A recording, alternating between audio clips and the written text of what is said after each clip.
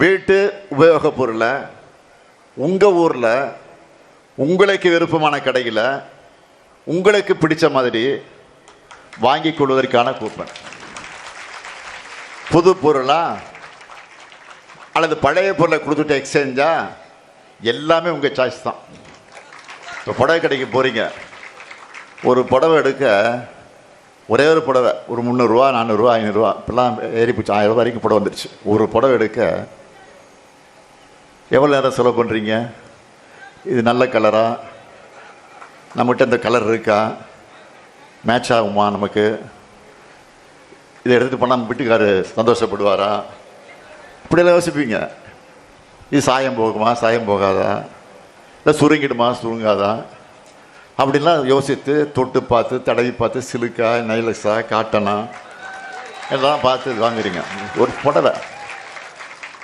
ஆனால் இன்றைக்கி உங்கள் வீட்டில் பயன்படுத்துவதற்கு washing machine, fridge, TV, grinder, mixie, microwave oven, மின் அடுப்பு, இது போன்ற எந்த பொருளையும் நீங்கள் வாங்கிக்கலாம்.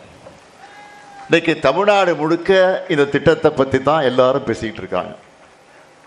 திமுகவோட நட்சத்திர பரப்புரையாளராக இந்த இல்லத்தரசி வாக்குறுதி மாறி இருக்கு. இன்னைக்கு இப்படி ஏராளமான வாக்குறுதிகளை இதில் கொடுத்துருக்குறோம். நாங்கள் சொன்னதை செய்வோம், ஏன் செய்வதைத்தான் சொல்லுவோம். நான் கலைஞருடைய மகன், சொன்ன வாக்குறுதிகளை மறக்கவும் மாட்டேன், மறுக்கவும் மாட்டேன்.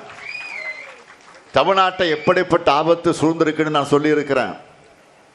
இதிலிருந்து தமிழ்நாட்டை காப்பாற்றணும்னா திராவிட முன்னேற்ற கழக ஆட்சி தொடர்ந்தாகணும்.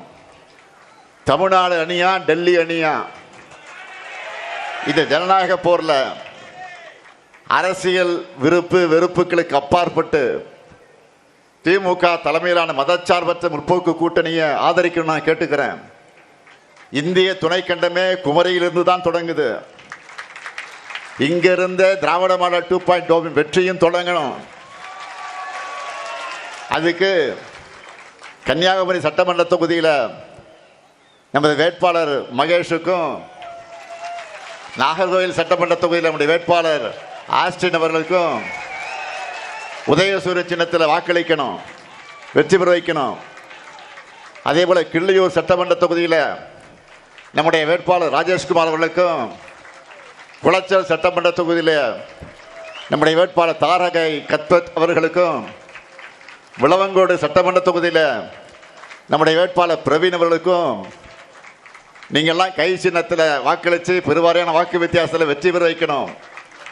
அதே போல் பத்மநாபபுரம் சட்டமன்ற தொகுதியில் நமது வேட்பாளர் செல்வ சுவாமிக்கு அறிவால் சுத்தியல் நட்சத்திர சின்னத்தில் வாக்களித்து பெருவாரியான வாக்கு வித்தியாசத்தில் வெற்றி பெற வைக்கணும்.